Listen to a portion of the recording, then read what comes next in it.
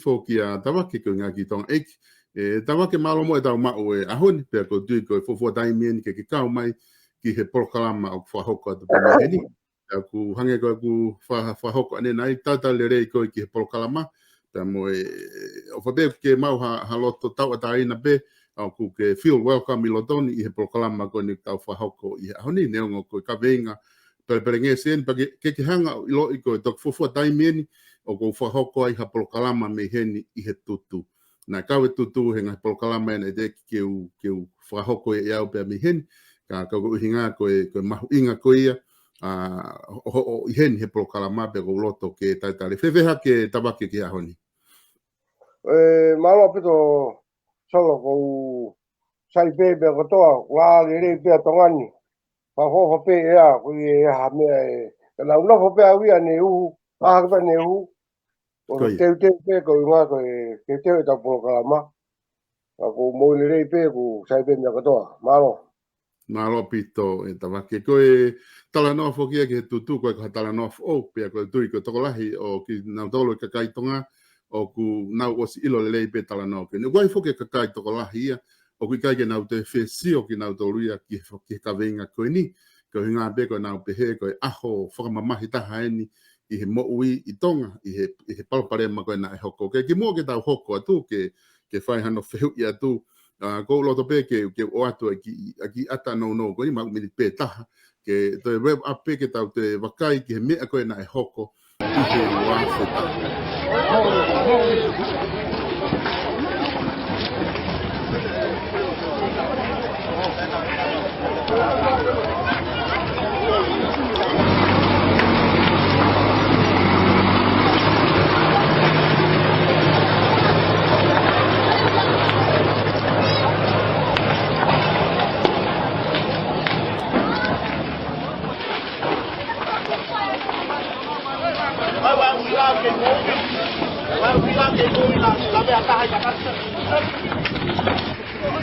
Da se idzie, może I skoro całe miasto.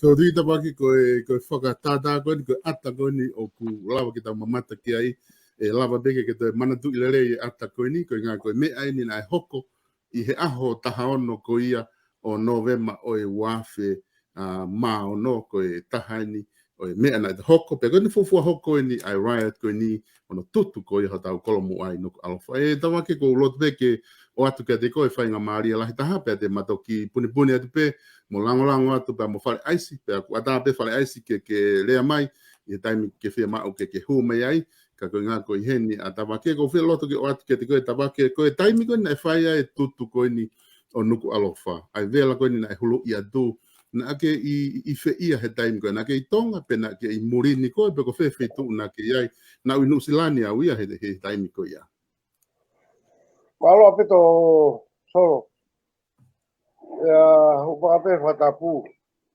ma watu pe ngai le hango fatapu ka solo ki mo ma tu ngai le ko ngo fu ko ma hino fu ko ko me MAHU'INGA ke mahino ke ka kai e fonua ko me MAHU'INGA TAHA ko ha me ana e hoko pe kai ki tau ta foka pe o talanoa ke ko loto mo whakaosi ka tau kamata ia me kamata'anga e koe ngai whakatolo ko ma mani lahi o kuna kamata na tau koe hae tupu'anga na koe hae kamata'anga ai o tau whakatatao pe ki he kahano tutu hafo I masi ko te tafu hafi o ku te tafu hafi o kamata pe ne ulo sisi o alu pe o puho o kai ke ia mo yanga koni e tui ta e iwa ke mea koni au tau ka ki he o pe ai hanga ko e Akilisi o tapu e afi o tapu e afi tau pepe kono whakatata I mai ai kakai o puho honau loto puho e nau whakaukau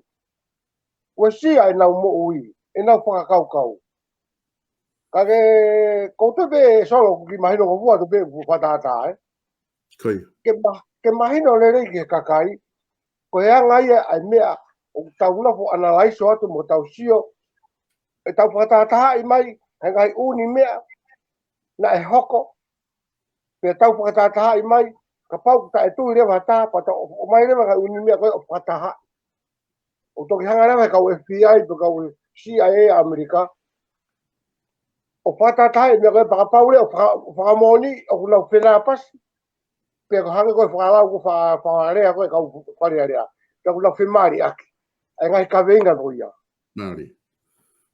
ko mo oni ya ko makatu'unga mea ai mo oni ke kai ke tau to o mai pe to foi I siu beta o ta no kai Fiema'u ke lahi ngai I siu ke tau o mai ki whakatata ki na whemari aki ke ka pau na whemari ko ia kuna whakataha pe na ma apo ko ne ai ko ka hui ko lai loto le rei pe Akilisi ki ai kana u me fa me pa pe fatulo atu pe solo ko ui ko foi vitio MAHU'INGA na ukore ke te mulava o mai foi rea ko Akilisi tai ngone puhanu kalopa ka sai ka te ki moe ke ho atu ko ke toki lave mai ka mui ka hoko atu pe ka nga ke ka toki atu fa ngamari ke tuku mai fa ngamari pe mai foi vitio ko ka ko I tai ko na pata e ko e kamata mai ko Akilisi ne kamata mai I tau e faihala mo ata ki tua mo lao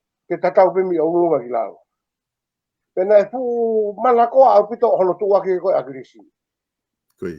na fai mai ko ai mea kono tafu mai ko kamata e kono tafu mai ko Akilisi ko ai afi ko mana tu na hao Akilisi pe ne fa mo mai liliu ka te mokala ka ko tai Tatau pe o tonu ki tau mana tu ko fu pu'anga fakatu'i ka ko ne fehu'i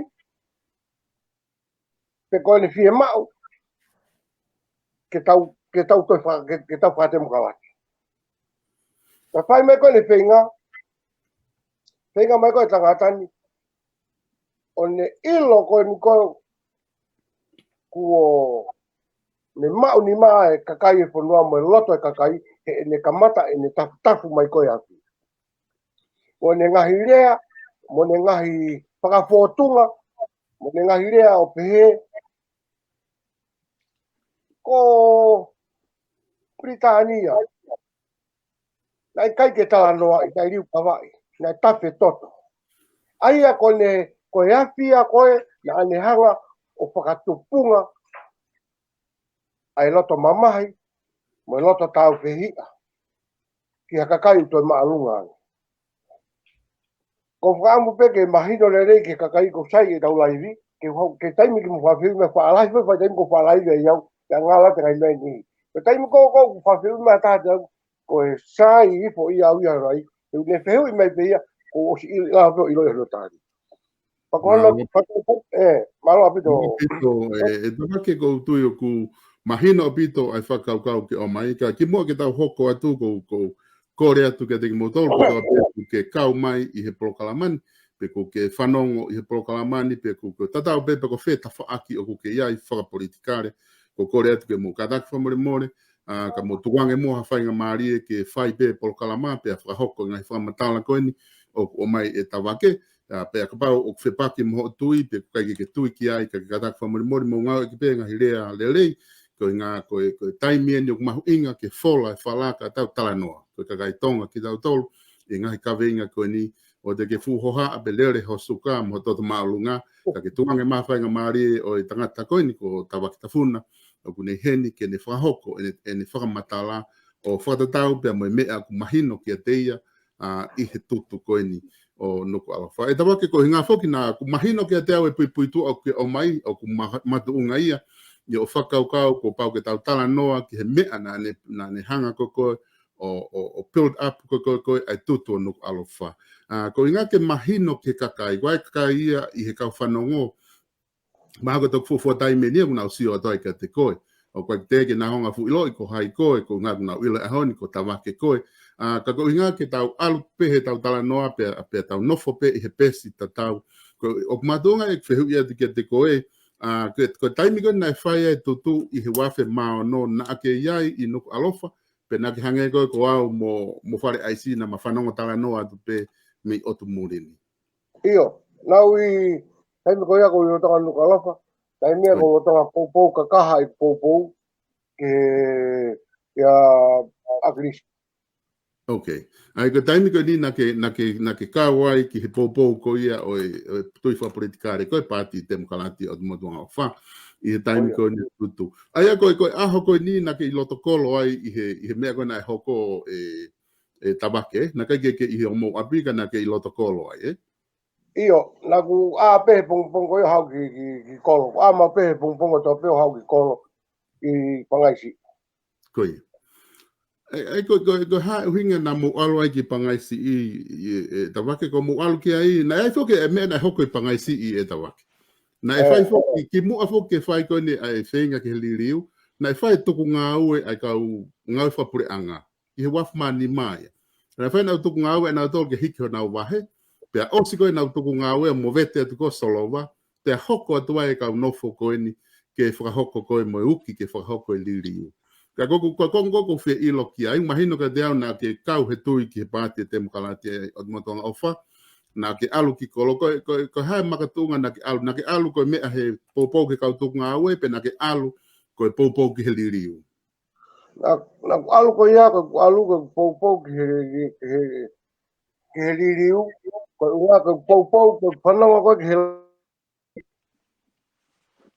ke fakatemo-kalati e tu maria tongami he temo-kalati e ma'uai vahe tau e ma'uai atakitua e ma'uai faitotonu pene fa'alave ko ni ko ki mea ko na kuhingo ki ai ni o mai e ngahi ata o kulawa ke wesia e kakaia lawa pe ke te whakamoni ko ni tāna whatata pe hataha o kawai hangoni na ulave ko ni nai ko ke ni fa o mai mau pe ai foi whafotunga ko ia ke riu kawa ko nei whai koi Piritania. Na kai ke riu kawa ia ki hatalanoa, na riu kawa ia ki mea tau. Na tafe toto ia. Ko wha o hake pe foi mea ko ia solo, ko uhinga ke langa ki hake ai, hangai whakakaukau, mo hawesi ai atamai, o kau kai mausia, ke nau lau whakahoko ai, hangai Ptoa ke aki. Koi.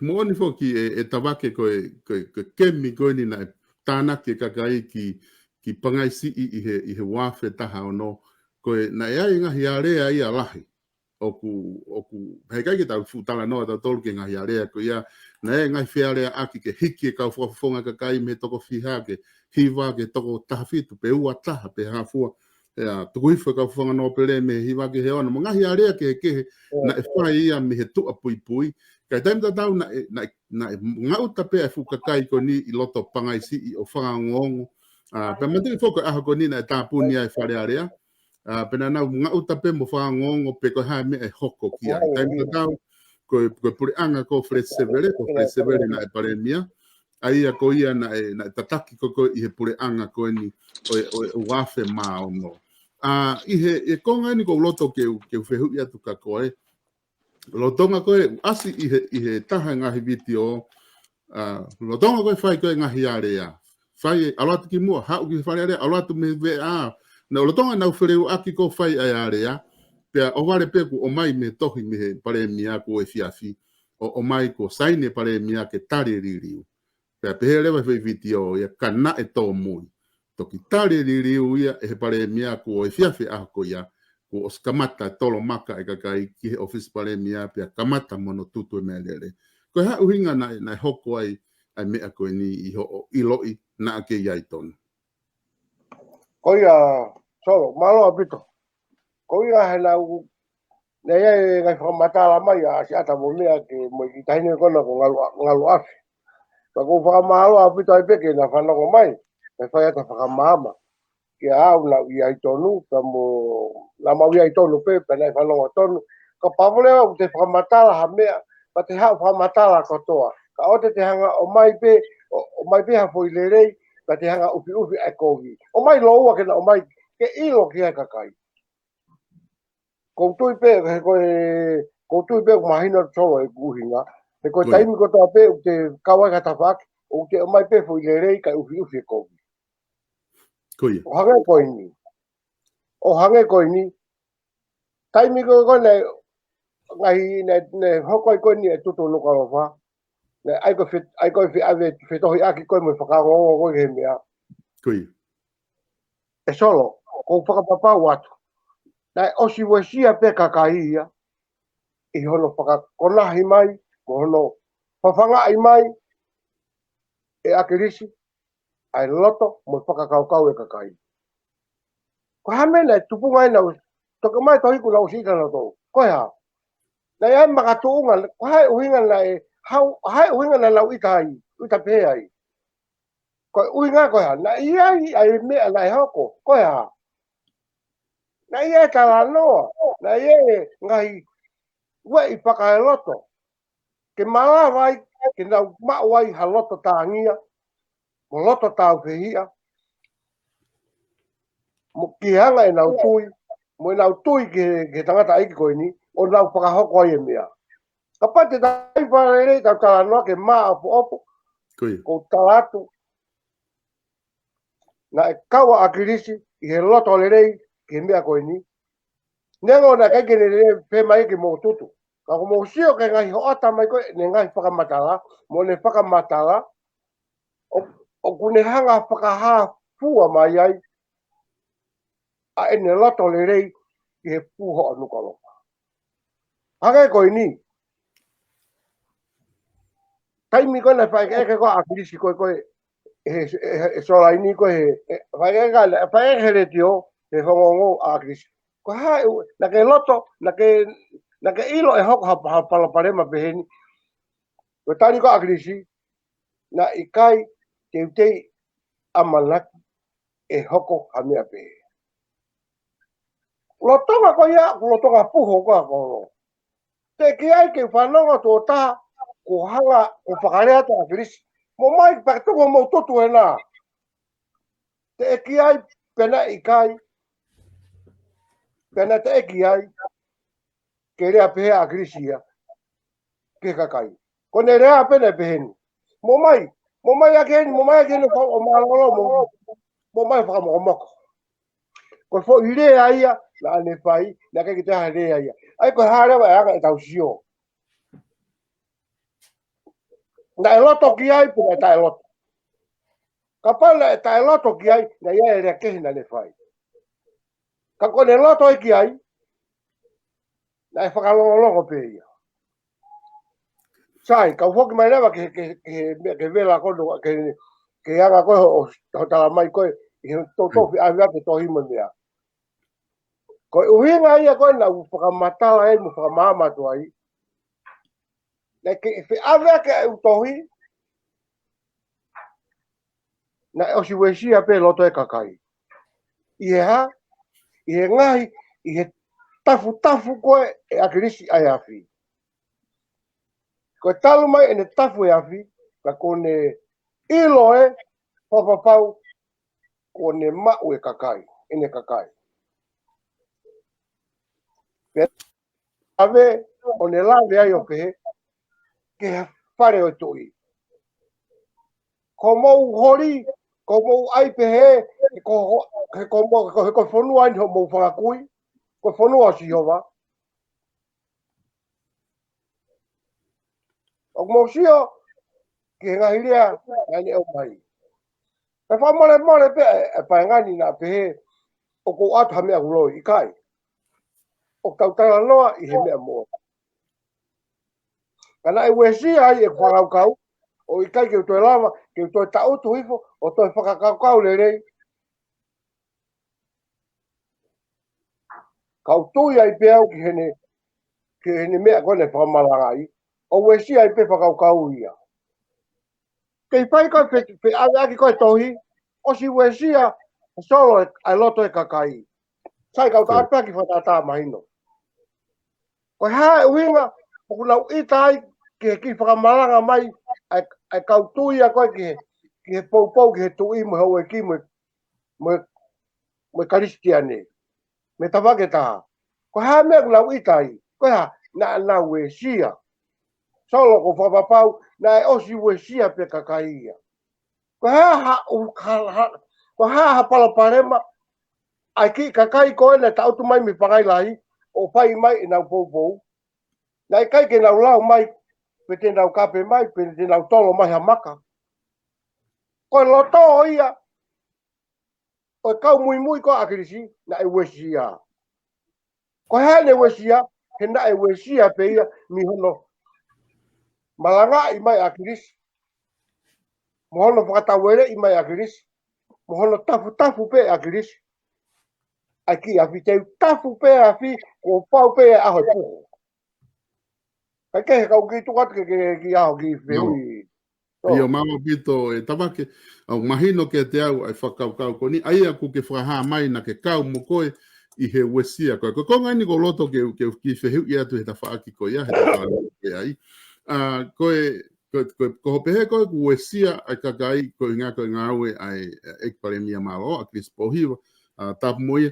Koe whakaukau koe wesia koe hae mea akilisi na ane whai ke kakai ke, na ane whakai ai nau tolu ko inga ke Wana ya whahinga mea na ni Fiema'u ke oange maana, whahinga mawhai, peko mawhai e tui, peko hai whahinga mea o uhinga na e wesia, i peka paukai na kai ke wesia ya Akilisi. Whewhea Feleti Sevele ko ia na e pare mia he taimi ko ni.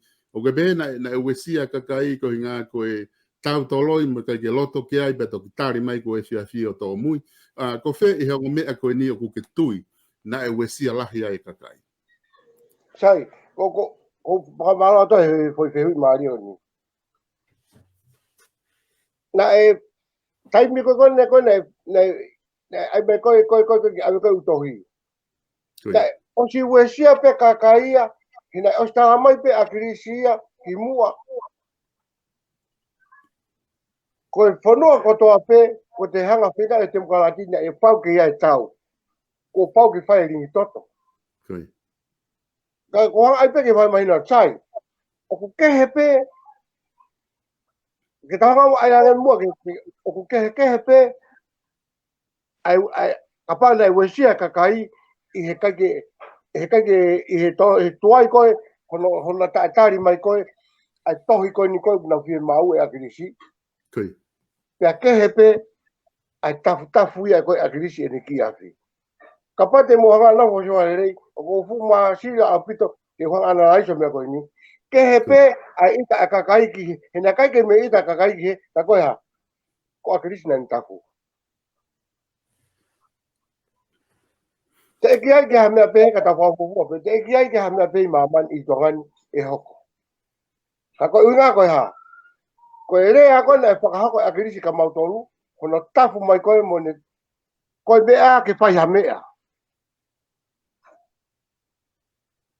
Sai, ke o mai whakafu i rea pehe, ko hai ia naua, na e wesia ai e kakai, na wesia lai kakai. Ko Akilisi, peko maari ho foi fehu'i, peko Feleti Sevele. Koe ku tari, o pehene ku tari. Na e kehe pe, o ku kehe pe, ai wesia ia Feleti Sevele, na kehe pe, ai wesia i Akilisi. O ka utui pe te ke mahino i, o kehe, na kehe pe. He koe kehe koe, he nai toki kimui mai, a Feleti Sevele ia. Koe ia, na e sifafanga mai pe, e Akilisia, mautolu mei mua. Kono kehe. E Tavake ko mahino pito ka te au ku Maria pito ho Tali ko nga ke o mai o ke hanga whawhai kehe ai ongo wesia ko ia. Una taptaha pena wesia una lere kehe pe ongo rei ne ai ongo wesia ko ia ki ai. Pe mahino pito ka te au ai whatala noa ku ke whai. Ko ngai ni ko loto ke mahino ke te au pe mo kainga ko ni ku una FANONGO i POLOKALAMA. Ko pare mia ko Feleti Sevele. Ko hai mea na uhinga ai ene whakawhewheka pe ko MAHU'INGA ko rea. Ko na uhinga na kalo ai kai whai motari e liliu ko ni na o atu he ko ia na e pare mia. Ko fehu'i a kuia ko hai ene mea e ma'u mea ai. Ko hai ene mea e ma'u mea ai me ne whinga holo. He kunga he kua e tui ka kai toko lahia. ka pau na o atu pele o kakai pe sio ke funga uta e kakai pangai pe fai motari mai tau pe ko taha wa ho ata tiga ke va ve ai ke fa tutu he taimi ko ia ko fe da tau be ko atu he ta fa ke Akilisi ka pau o na e wesia kakai ko fa ai ki na tolu e Akilisi Pohiva ko hai me Akilisi Pohiva e mau mi hono fa ai e kakai ke tutu anu ko alafa kono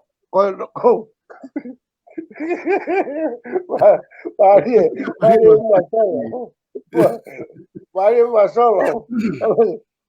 Maria Masolo Tali, tai fehu'i Maria. Unga koe te uki ai atu pe te ulawe atu pe au ia ki hanga e kutui a. Ko hae mea Akilisi ne whinga keke te mau. Ko uhinga, tau o si sio roto atu pe tatou, na e whinga Akilisi ki he liliu ka ne whinga i ke mau i mawhai. Ke ne mau i mawhai. Ke matui ko whate mo kalati, ko o mai tuhi fo tui, ki whakalangilangi, ka whakalere pureanga e kakai whanua e pureanga. O mahina te ka koe, ka pau e te tāla pau te wete ia. Hoko at pe koe Tavake ko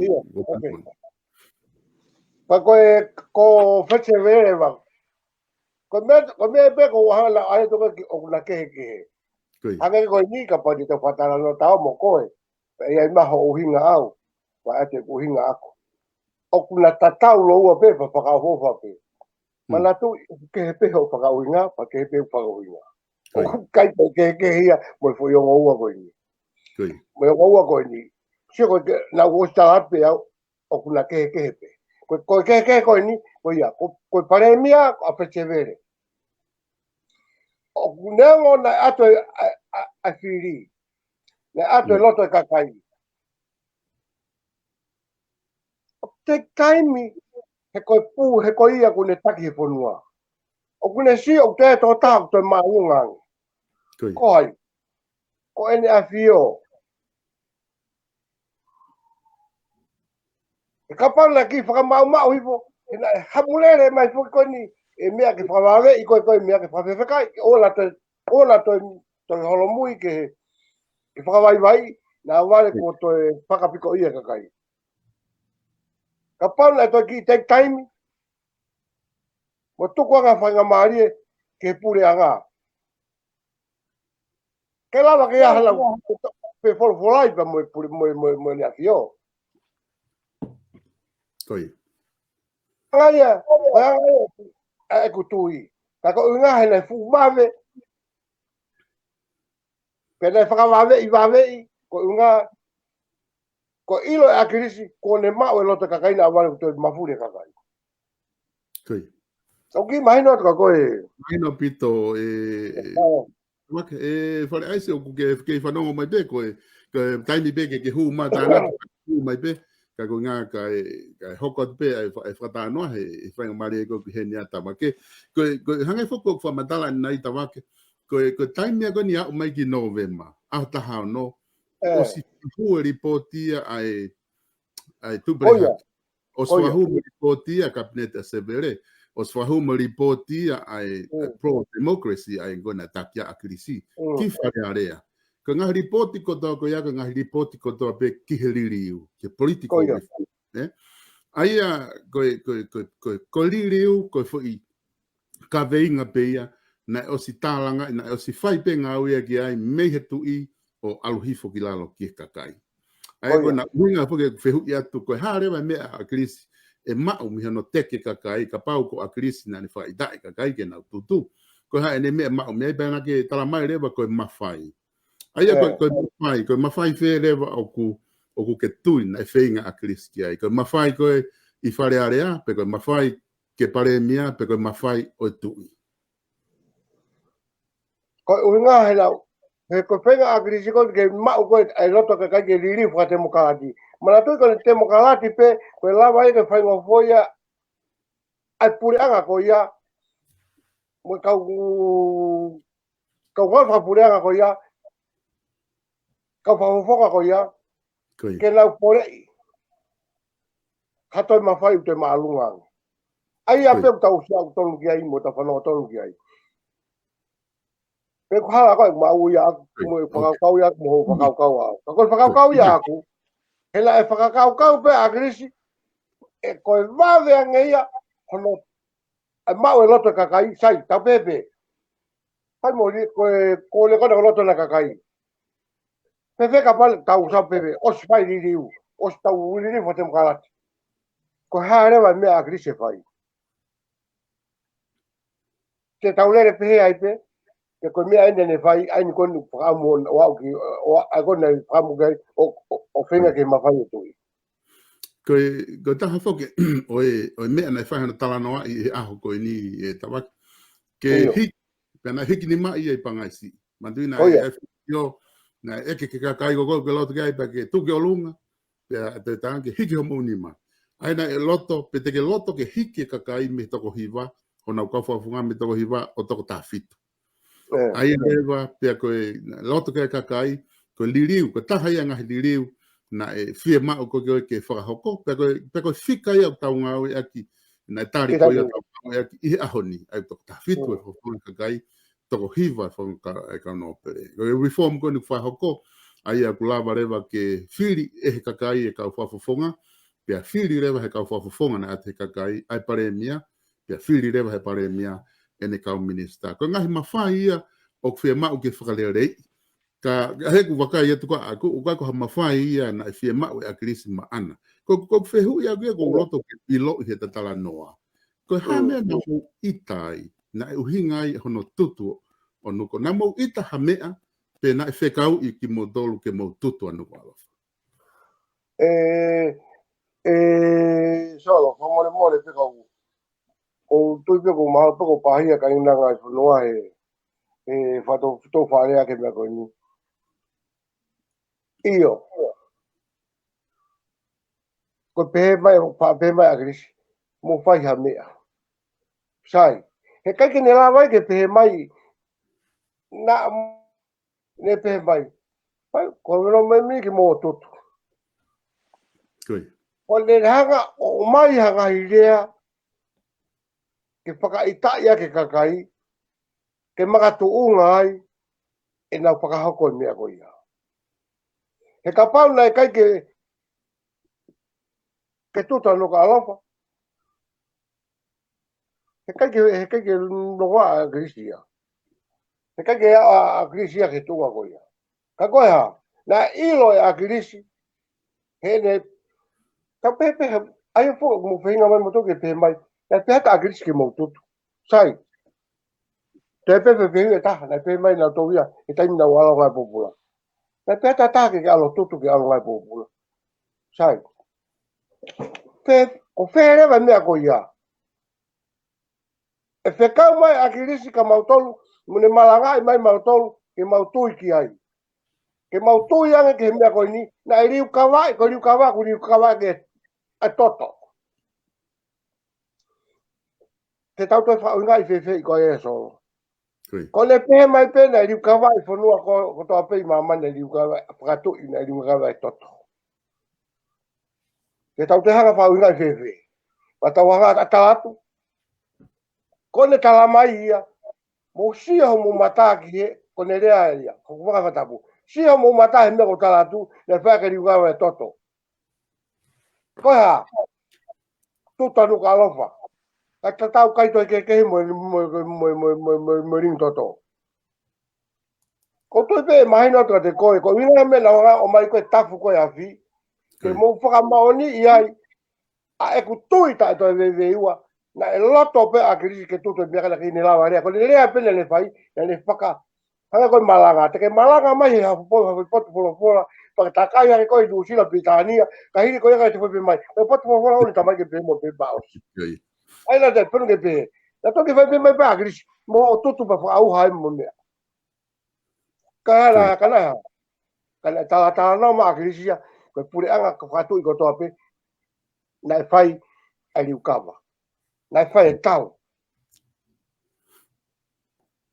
ha to me mai ko ia ke fai tu ke mai no ve kata Tavake ko malo apito ai whamatala pe aku kataki pe ko ngā ka pau ke fehoko at pe ho whamatala au ke osi pe ke hoko at pe ko i o ku whawhofa pe ka ngā kau tok fehu'i tau ka ke hoko at pe ka pau ke fehoko at pe ho whamatala. Kai, ai pe ka ki fehu'i aga u. Koi. Ko pau me rei pa whainga fehu'i pe ia. Pe ka wake mo tomo kalati, mo anga ko ni huma ka isi o style rei pe au. Ko mea ko ni ko whatonga i ko ni kore ko ki wei pā ma tā ko ni mea. O ko tale re hata ke ma penolo i re tio. Ai ke, ko ni ko ke hao ko ki tau popo lau. O ko ka wei pā ni ko tau popo lau. Tavake ko whē taimi na ke ILO'ILO. Nese nai whai whake hopo, na ke kau he nihi koe na mou alo o ngai pōpula, ko i ngā kono kai ke lawa wha mo ni ho mo ta wha aki, ki tupu ko alo wha pia lawa e kau tala ki ia wha mo ni, mia nau ta wha aki. Pia o ke he kai ke tala noa i he whai ki ko ia, ko konga ko tala whē eke atu i hoko atu ho wha matala, ko whē taimi na ke whakatoka ngai ai o ku kehe mea ko koe na ke tui ki ai, na e whaka ai koe ki he mea ke fakahoko kana kai koe mea e na ke o ku ke whetaimi na ke whatoka ngā i ai palaparema koe ni tāna hanga e pare mia malolo wha ai ki motolo a ke ngahi lea mo ngahi ha ho mauloto ke mo ita ko whetaimi na ke whatoka ngā i ai na ke toki aha ke ai ho mata whatoka ngā i ai mea koe ia. Si whawhetai ma si te solo ka pale hena la wofetu a te koe masina wala tau whiru aku mo koe. He MAHU'INGA au pito pia maari o whawhehu'i au. Wa koe anga i e mea. Ha au ko hawhainga fehu'i piko toa pio kai piki pau piki o ataso o Tali. Ka ko pau piki whanonga ka kai ko toa pe o lau tau tena whamau ue. Koe taimi koe nau alonga e pōpula. Koe. Nau, alu ko ia, ngai popula, nai more hok family. More hok family, ihe e kutui. Pe osi ko ia, pe foki mai, pe ata, pe foki mai. Pe foki mai ko ia,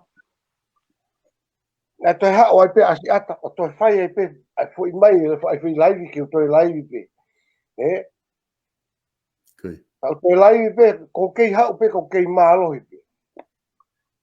E kutui. Pe whai atu pe koe ai mea. Whai atu pe koe e kutui. O sio. Me mau foi e ko sio ko ke whamalanga i mai koni Akilisi koe ai foi visone. Ke whakate mo kalati a tongani. O tau kei pōpula. Pe taimi koe nau hau ai pena e atamea po mi atamai me visone pe koe. Koe foi wafe mataha. Koe wafe mataha pa koe wafe wanoa. Koe. Ki sema. Kai pe koe wafe mataha ki sema wafe mataha po ki sema wafe wanoa. Koe taimia na tau whakamanato e pekia. Koe. Nā ku toko tope i hoku api. O si o loto peki. O ki whakaanaua le wau ki a sas Tupou wa. Mo whakaanaua mai ki hanga koni ai tui whakatemo kalati. Koe. Mo whakaanaua le wau ki a sas Tupou wa ki mo pekia. Ai hifo e pekia. O pei lau i ne maui. Ko uhi ko ki tau tou. Ki whakatau a taina i tau tou. Pea toi tuk. Nā ku si o le vai. Ke hanga koe. Ke loloto koni. Ai tu i koni ko sas Tupou wa ki. Ka nae, o si hanga pe e sas Tupou wa kia, o pua ke tau ataina, i hene pehe e koni stutone, ko pua ki atu, a tau ataina ki hoku kakai. Koe. Tok whamapo mai matoi pui tau nako pui mea monia. Ke tau ataina, ke ona ke toi pōpula ki hau eiki, pe pōpula mai ke te au, ke tau ataina ki hoko loa, pia ke whaiteria ki ai, Pekapau te ke milione ai, koe mea pe iau. Kai ke ko ki whalahi at vea ke mau hono kano kato koe ai opa koe asias Tupou aki. Koe taimia, na utoki ongo i ai, ai mawhesi o kuloto, e kusio at, ke taau mai mo puri ki wanu, mo whainga taa, ta iahano aunga. Hala ke iahano aunga ta, a eku tui, mo eku pou. Kau foki mai au, kau ke eiki ko sisuka isi, o ne whakamo'ui au. Kai tupu'anga ia e ku liliu, ko tupu'anga ia e tafoki. Tanae, o si hanga pe e sa Tupou aki, o fuaki tau ataina, i e konistu tone, ki hono kakai. Take mana tui, ko tongani, ko ki whanua si. Amerika te reena, Falanse, na tok tānau me tamai Falanse, ane pō. O talanga te tau laivi hea honi. Pea u tala mai rewa e tamasi. Si Tavake. O ku mau whakaofa ia koe tui u ke mau mo ta foki. Mo i riwanga mo ui u ke mau. Ko mau mate o whatuka te koe. Koe uhi. Mo sio mai ki Falanse ke haumura si holope ai kakai. I he whanua te mokalati koe. Amerika ena, na te iaia Tavake. Amerika na ke sio tonu si holope kakai. Koe whai ato e hafu mea. Nga toki awe ni panga lau piriona. Koe awe ki Ukraini. Koe tokoni ki Ukraini. Kai whakaofa pe ai homure si. Mo sio, ke ofa a sastu Tupou aki. Kuone o si fuaki mai ai tau ataina.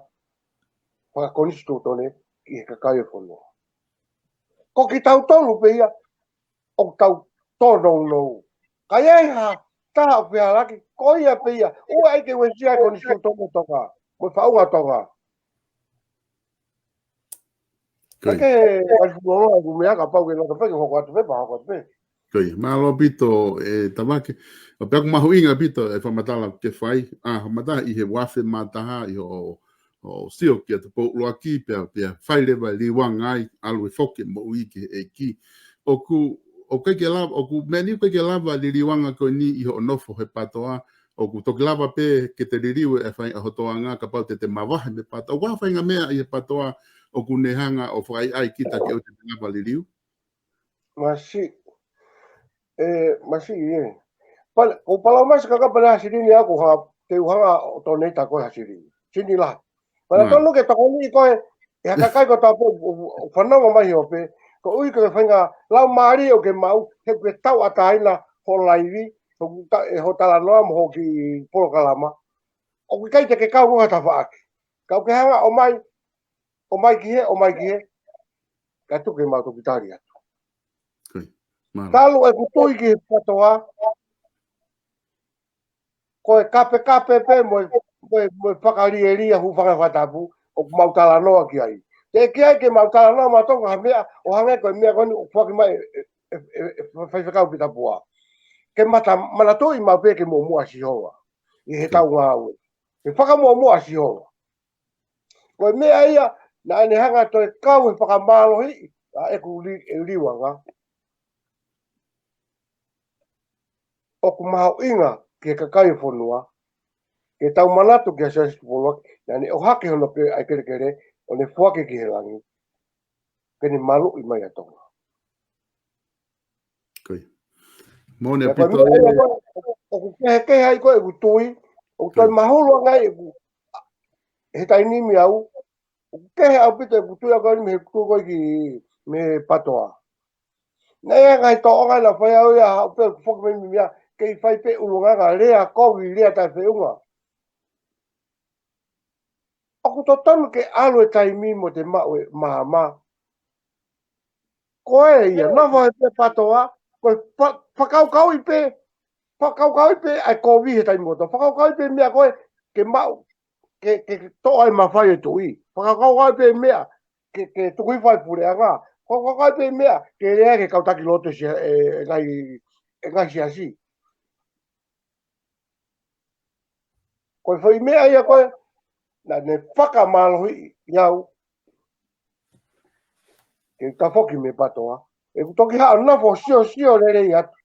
Ke he whahinga hanga, mo whahinga nau, o ku mau he patoa. O kai ke utala atu koe ni, kana o ku moulotonga sio tonu, mo mou fanongo tonu, ki he nau whahinga toonga. Pea pū loa mai, i he ope, ke ua ilo e nau ngai toonga lea tai fehu'i o whai mege whonua. Ke kakai e whonua.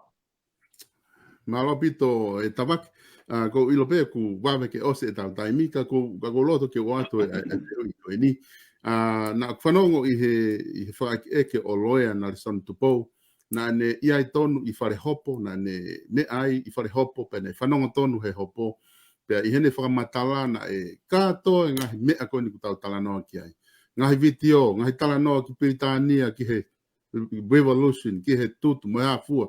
Ka toa ai ngahi video na e hoko i pangai si na e ave kotoa ngahi mea ko ia e he kau polisi ki whare hopo. O hopo ia ki Akilisi,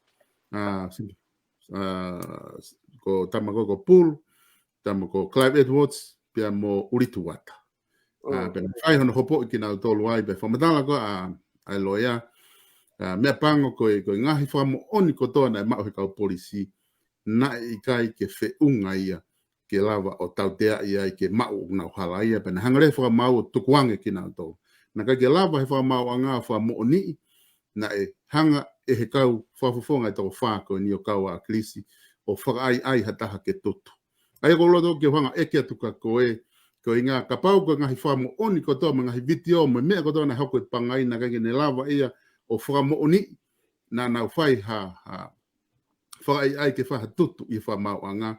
O kuiai ha o whahinga whamuoni, hange koe ni na ke iai na e talatu hanga tonu pe e hataha ia ke mau alua tutu. Anu ko alofa.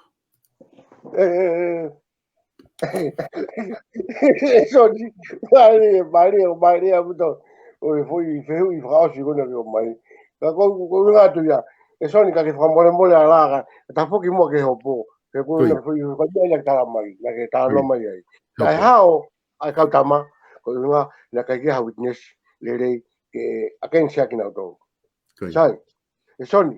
Ka pala maurea mauto. Ka pala maurea moni na nga popula ka tama.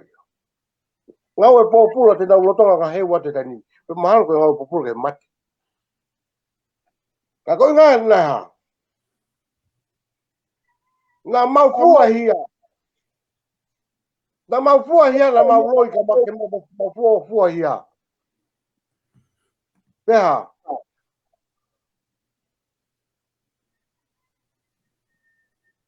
Pea hao ka tama. Pea. Pena anu mai ka anu ahana to anu hima to hima siwa ka na to. Ke mau ata mai ni vision. Tavake ka taki mo ki eke atu pa ke tau hoko atu. Ko hinga na mo lungi ai ke whakahawhi nau tolu. Ko ia. Ko hinga na mau hinga ke mau whakahawhi nau tolu. Ko hinga ko ne mau ilo ko hanga i mau whakaukau pe. Te mau kalo ko ui. Ka araka taki ko ini. Te mau hawhainga maari e. He kua whai ai tui ki ai o mau whihia. Mea tuku ake mau whai lau. E mau mo ui. Pea. Pea mau whai lau. Pea aureo whatau api nu sila. Mone whanau. Kairi aki mau tonu ia. Awe ua noa miliona. Awe ua miliona. Ki hai. Se dita.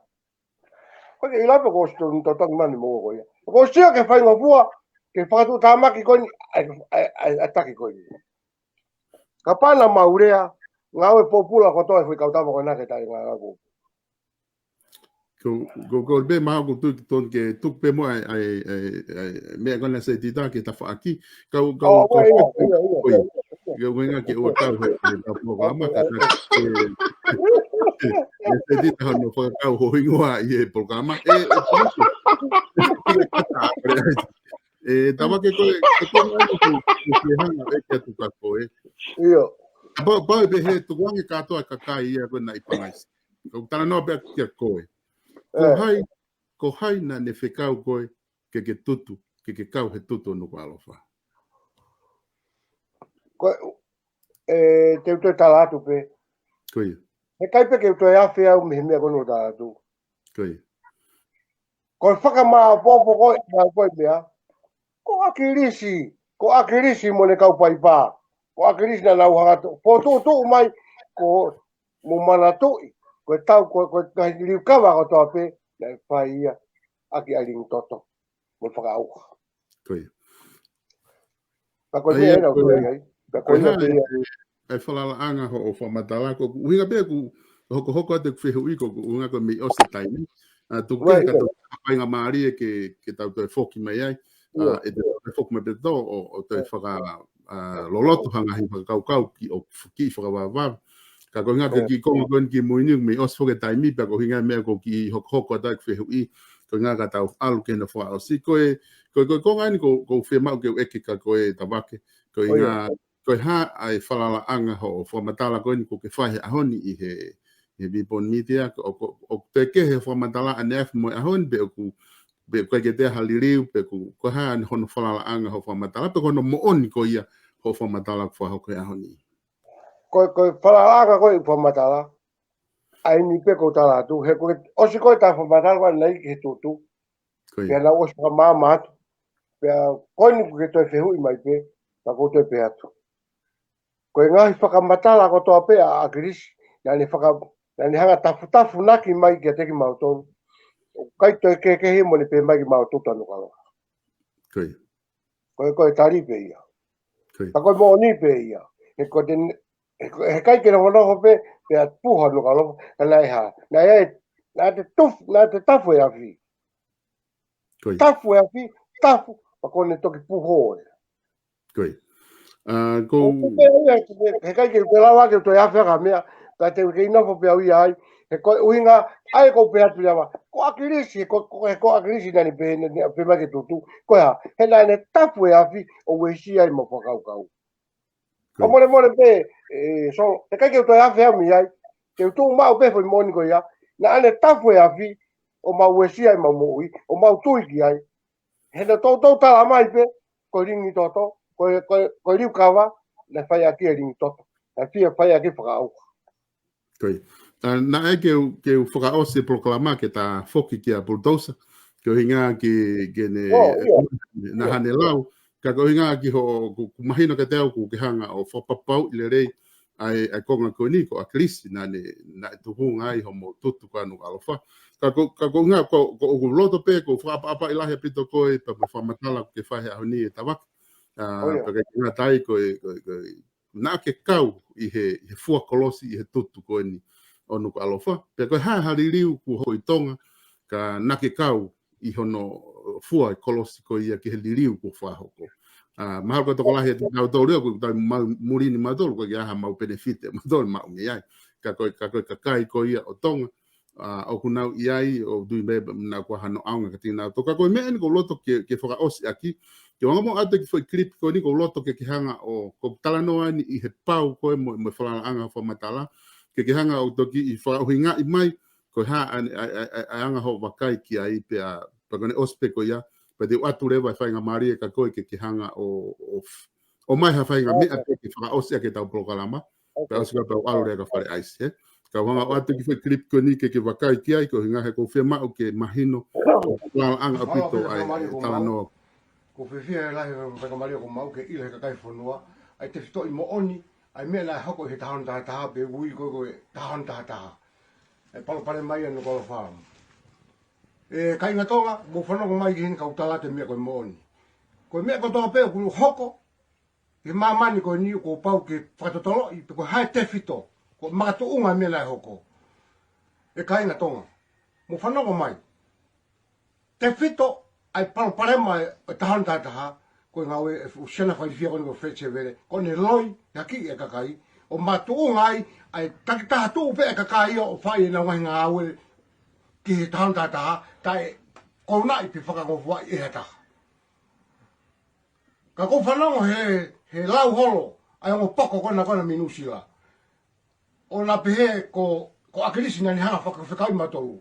O ku mole ke mamao ke mautala no mo Akilisi ki hamea pehe pe whamatala i mai Akilisi hamea pehe ka tiki matolu. O kontiu ke ilo pe ko ia e Tavake te pi. Ka ko hinga pe e tā te pi ko ni he ni i.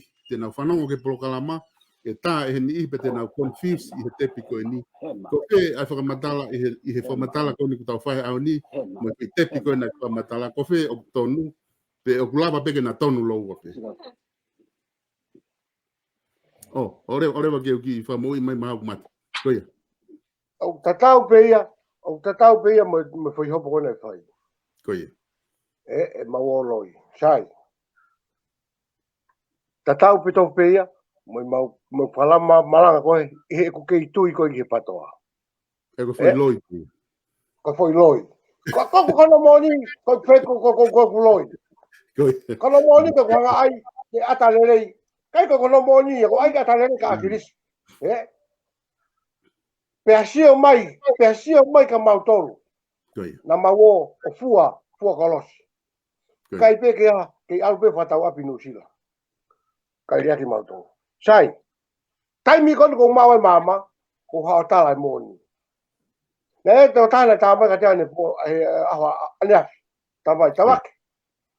O kai ke tui au, ko toki tui ni ka te koe, ko liliu he ko tai pa uia ia koe. Ai ko lau sio, e foi tepi kona ke o mai. Na o sio mai foi tepi kona na e hake ia, a kiata, no to o mai ka te au. Pana pe mai, ko ha meo ke pau ki ai, ko pat iyo. Ko me au pe. Na ta wo hopo pa ta wo loi, ta o ngai popula. Ka ke ha koe a kiata. Pa koini, ke toi hao pe o mai o mai ki toi lai. Pau toi talatu pe. Koia. Ko taimi kona ke fehu'i mai ake te au. Pena hanga fehu'i liliu. Na tokoto hipo kumuenga. Whakaanaua ke pekia sisu. Pea fehu lau ia te kumui. Pea hanga rewa fehu lau ia kumui. O kore whakamore. Pea whanua. Ke siasi. Ke tu'i o tau whanua. Ke tapa kotoa pe. Koe uhi. Koe kungai tono. Koe uhi ngai koe. Koe uhi ngai koe nau. Nau hanga toa. Henda osi o hake fu mea kana nau. Pia. Kaya taa mea tari. Ko tari en ko atu. Koia. Ko pakau pia no toa hake. Ke toi ayatu pe. Ke toi whai pe taitara. Kei toi liriu e tari a. Koe kuma'u ene mama. Ko whakahatu ai. Ngahi mea toa pe na mau hanga tala noa. Ke mau whakamoni. Ke mau ngā pōpula. Kai hawa kaka mau. Maro? Malo pito Tavake. Bego tui koe he kai taha tene toe e kea pe te fehu'ia e tai muna whanongo ai he tepi whanongo he whamatala u ke whai koe kano kato ngai whakaukau ke o mai katoa pe. Koe whiri koe ki ai koe mea ia kakai una whanongo POLOKALAMA pe te nau tui ki he tau POLOKALAMA pe i kai Tavake. Ka whamala he tau ia i ho o loto toa ke whai e tau POLOKALAMA koe ni he ahon. Koe tui koe neongo o moitonga pa mai murini. Ka koe tau ofa ho tau tu'i pe mohono whare pe mo tatake kuna whai ke whanua o kai ke te fehu'i ai hata. Koe kakai tonga koe kakai kuna laukau aki hona tu'i pe mana ho e ki o tatau pe ko feha tu pa ilonga pe i murini taimi ko nau iai. Koe ngahi liliu koe political reform na whai ulahe ai whawhikiki ai mo tala noa o ke tu na fehu'i koe ni ki a Tupou nima. Koe tu'i o tonga o nane hanga o tari e liliu pe tohi he sto na fehu'i koe ni ki he tutu o nuku alofa hae ne wesia na whai ke tu'i na kuma o ki konga tepi koe ni pe hanga o liliu whakatonga o liliu o tohi e lea whakatonga i koe whae ki eke whapalangi e ngana o tohi ke lau ai ka kaitonga ko ngā oku iai ka kano le rei apito i he talanoa na whai he tui ki he tau liliu fakapolitikale taime ni ihu lahe tau whawhikiki he ngai liliu fakapolitikale ko ngā ka tau whakawhahai fakapolitikale ka tau whanongo koe whai tepi e whare aisi e sai pe ke o atu ki whai tepi ko ni unau pe ko ngā ke ne whakakatoa ke tau POLOKALAMA he ahoni o kai ke talanoa ki he ke tutu ko ni pe mo talanoa pe me folfola me he tu inima ai ke o atu pe te o atu le whainga maria ka koe ke whama opo mai mo Tavake pe tau osi lewe tau POLOKALAMA ki ahoni Tavake koe I think it's a natural development of the original 19th century constitution. It's an attempt to take the principles of that constitution and apply them in 21st century idiom, which of course has to be democracy. Is this something that you particularly support? Yes, I've always wanted to do this for the country, and it's a very practical idea in that our political life has to travel at the same speed, at the same level as the development of our economic life. Is Tonga ready for this kind of more representative system, do you think? I believe so, because for the past 150 years we've had very democratic institutions, namely the churches, like the Christian church in Western Europe, even during the Middle Ages. These are probably the only truly democratic institutions which have existed in the country. For example, church affairs are discussed freely by the members who elect their officials and bishops and presidents, and it's one of the institutions in Tonga where a person of relatively humble beginnings can rise to a position of great power and influence by his own talents without aristocratic patronage. What happens to your role as monarch under this new system? Are your powers diminished or decreased or simply changed? Officially, the sovereign's powers remain unchanged. Because we are a monarchy, we have a unity of power as opposed to a separation of power. The difference in future is that I shall not be able to exercise any of my powers at will, that all the sovereign's powers must be exercised solely on the advice of the Prime Minister in most things, and in judicial matters, the law lords who advise exercise of power. In that case, I suppose we are different from other nominal monarchies which retain the trappings of monarchy but actually govern themselves as republics. Historically, kings have resisted diminution of their powers. Why do you think this is the way to go? Well, like others of my generation, my education has generally been a liberal European education, and I feel sure that without a European education, with a solely Tongan education, I don't believe I would have been able to make these changes. The events of 2006, when a pro-democracy rally got out of hand and there was rioting and burning and looting and much of the central business district of Nuku'alofa was destroyed, what role did that event play in getting this kind of political change? Did it speed things up, or was this change going to happen now anyway? There were changes, I think the changes would have happened anyway, but what the riots did for me, it vindicated my belief in the system's approach to change, which was compartmentalizing each stage of the revolution and putting each stage under the charge or tutelage of different groups in society and in government. After seeing the destruction of what's called 1611 here, did you feel under more pressure to move towards this change? I didn't feel under pressure from below, but the pressure I felt was the pressure not to change, which was exerted on me from my own class in society. What form did that pressure take? People expressed to me their views, my fellow nobility expressed to me their views, that perhaps Tonga was better off as it was before. Under the old system, well, I had a very simple answer to that, and that was, you can't expect to keep repeating the same mistakes and expect a different result, because that would be totally unreasonable. Tonga is a very traditional kind of a system, and the role of the monarch is very, very important in society. Will this political change lead to a change in the relationship between you and the Tongan people?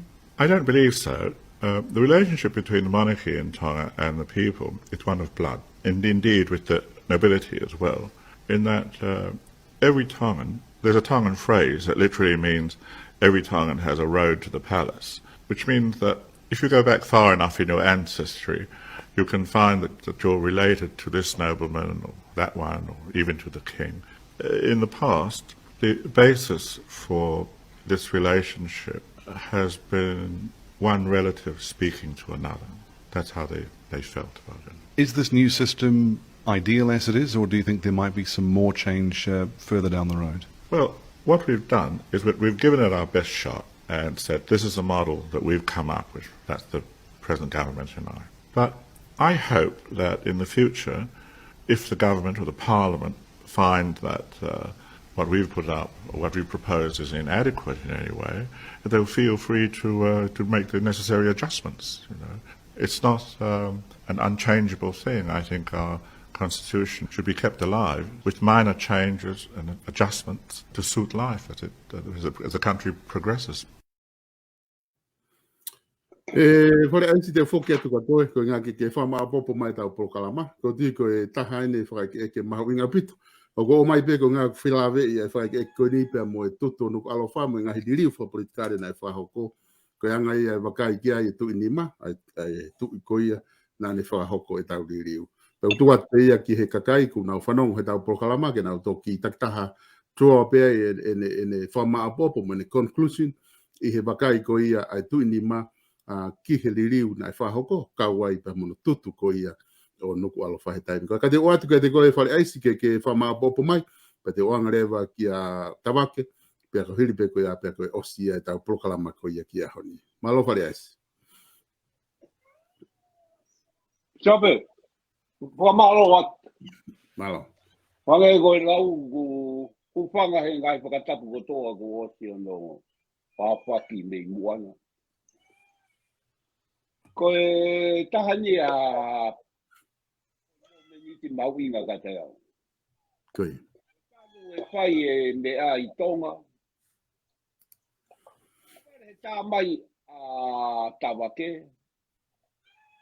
O sipe koe. Tama koe kake ko toki langa i hake.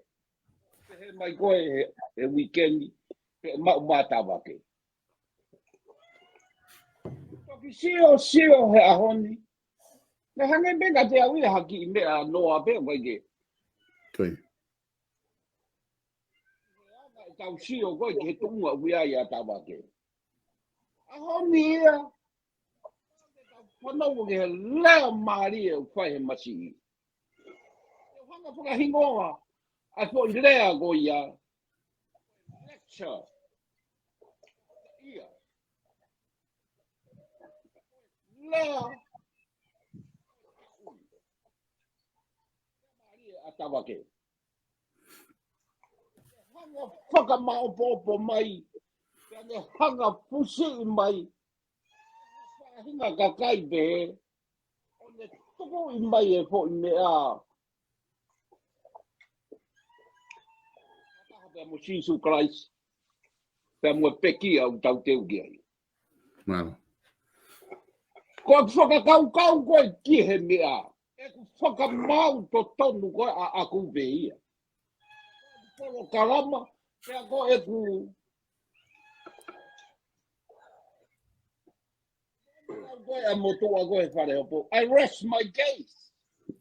Mali. My case.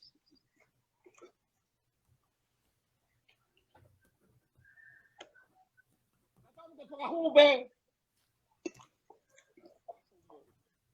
Moa Akilisi ai.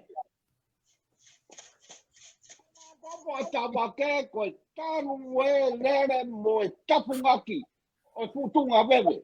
Tau pehe tāwhewhie. Tāwhewhie. Whakatu'unga i pangai. Tai aha mea au he mo miniti whakawasi. Hiki atu funga tau mua tu i pangai. Teu. Masi a Tavake, whai e whetu taki he mea, he whare area mou. Saini, mahangua tō tau he aho koe aha no Tavake nau saini, oku i kai. poha no arofa. Ko toi melo kui tonga ko whakapo te waki. Whakapo te waki. Te mea whana. Te te mahapu. Te mea kotoa. Whai e tau. Ko tātani te kamosi. Ato e te pā, laku mai. Ato e te pā, laku mai. Mea whana. Kia hai. Nā te aha tahana ane mananga i e mea.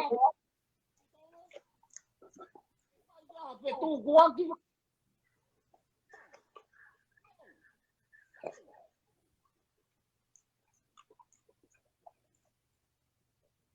Ka fakama'u. Ka fakamontou. Hell no. Taha, nā tonga ua tonga tau. No, ka taku fakamore. Excuse my language. Taha ia. Whantoka taha be. Taha mai unga te mau ha whakamaoni pau. Ha mala hei.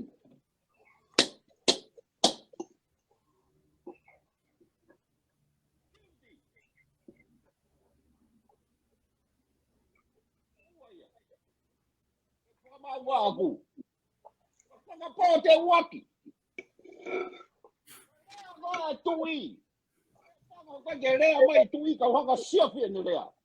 Oku tohi mai. Tohi mai he, mea pakulere mea au ka ke ulawa lau i nei.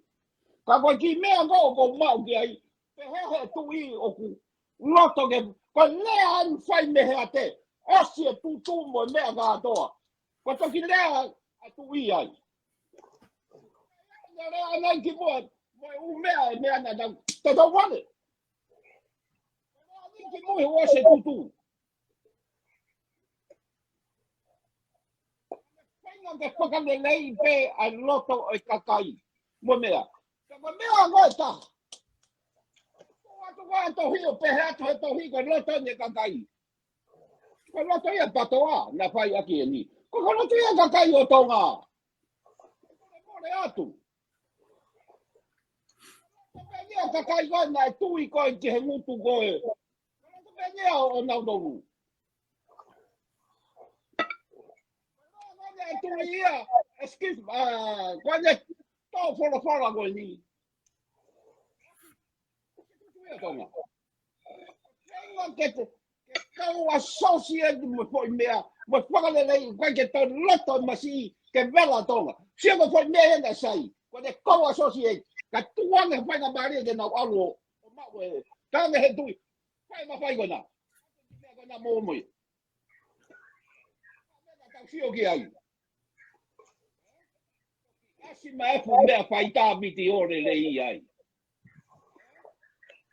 Kukei he tamai waiaga na u. Lere whakahoro mui ki loto. Lere. Tali ai. Mima. Otua. Go ahead, do it. I give you.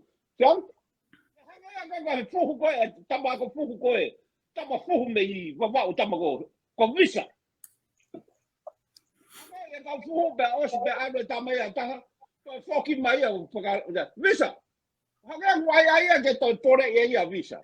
Mahalo te ia ku osi ane ale sonia visa. Taga visa. Ko ya. Taga tama tosi ba tai go. Taga visa sai. How? Visa toki lalo. Malaga masi visa.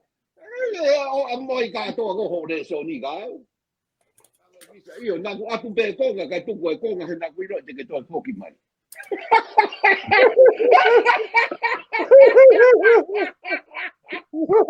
Be no be he tui. Jangu no ta ho ya. Ai. Akin. Mai be go yi me agora.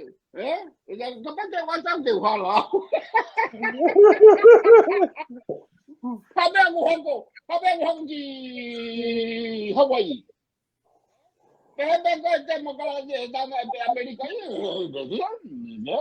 Dang kambe me sai. Habang ha ha. Fiu kum ho kambe me ya. Kupuri atu. Kana ko pena. Franca, na la gona no. Kako famaro tu kako towa Tavake. Famaro opito tu. Kako ki famabo po be ta ko re atu. Kako na kau ko ta pe mo Tavake. Ina ki tola hokopulu. Akisi ane ki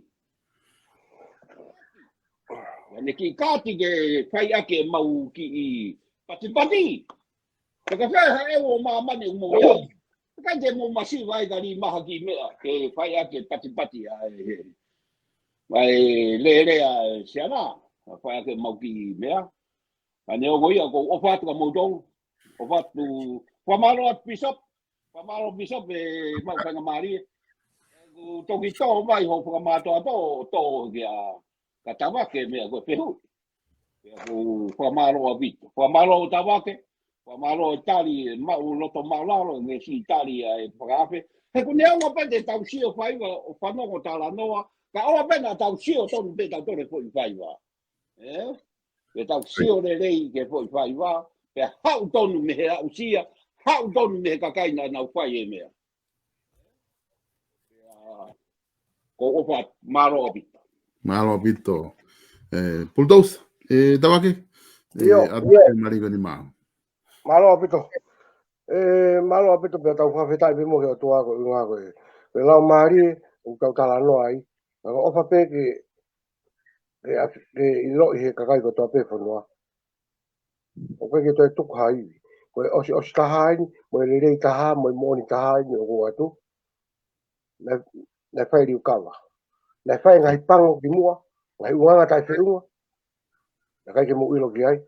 Ka koe ni ko ma'u e riwanga hanga he ki o whamu'ui au o ma'u mama ke wahawahe aki. Hao lea pitapua o poupou i mai au ke maulanga waka mo teke ai hau hatau whanua o whaunga hatau whanua ke lerei whakalupua e whanua. Ka wai ko lerei pe ai whanguritu ka ko Fiema'u ke lerei whakalupua e whanua. Ka ko ki whakaosa ke whamia koe ni ka ki udat. Ko i whakaosa e whamia koe ni na uki lai vea te whekau aki pa motu i wata. Ke tutu kono ka alofa. Ka te whakaosa to ke whamia koe. Na eka ka tui wata. Fe, na tu mai moni kurei. Osi mau e mau e uwe ni e mo mau e mea katoa. Na kai ke rea a oni kurei, na whalolomba oni kurei, tui wata pene whamatala mai. O mo pehe koe hai. Palani, ano tuto no kolofa.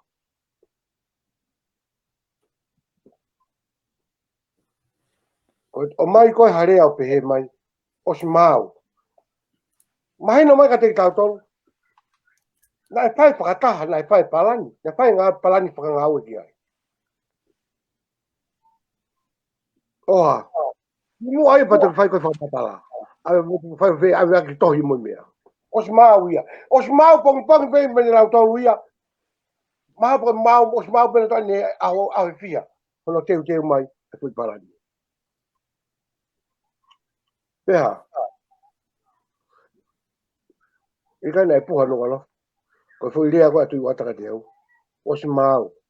Mau uwe ni o tatakai.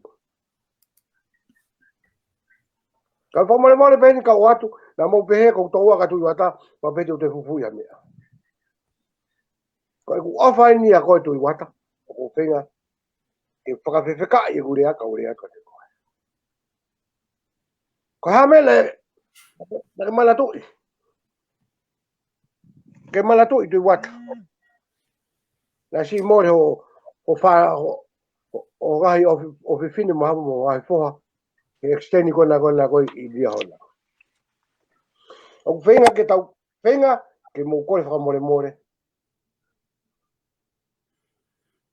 Nā hoko mai ngai mea lalahia, nā kei taka whia i homo loto, ka kai ke mō sio motong ke nonu anai hao koe mei mui. Mei mua.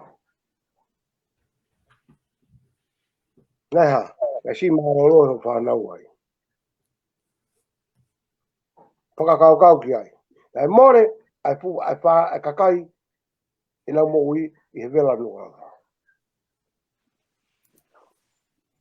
O si mau e uveni takakai. Ma mau mamu ha teiho. Kau akapulu ha teiho mo e hahak o si mau katoa. Le kawa asiata. O mo pehe ko talano ko ni ko talo de ai. Ko talo alo. Ai me kon ko tala tu. Ko ha me le fa osi. Na mo oni na alo le uveni. O ha